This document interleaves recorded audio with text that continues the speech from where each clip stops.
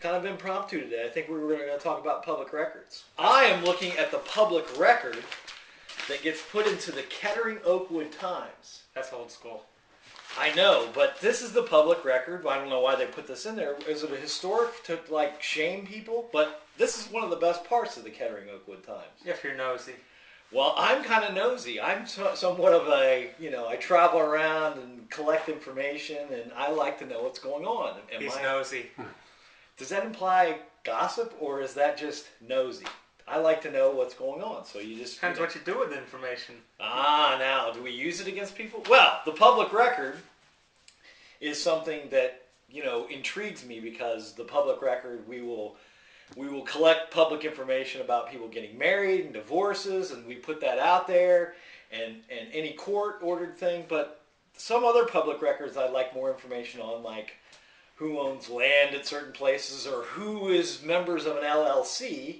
You can't get that information. And I always have wondered why we keep divorces as a public record. I mean, every little nuance of your divorce, how much child support, how much you're going to pay, and who owes what to whom, and who gets the kids, and when they were born. That seems like this should be kind of private.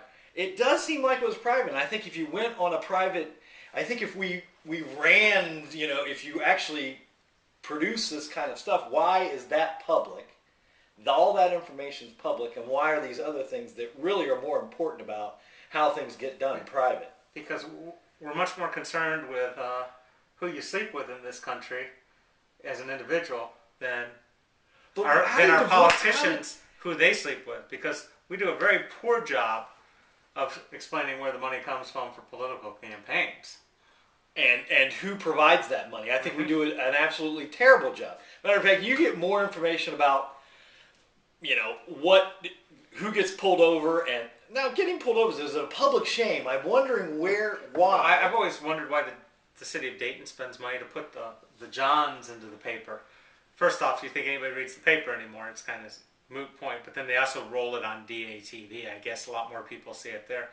But realistically, we're more interested in who's doing things in the privacy of their own home, as opposed to people who are raping our public tax coffers.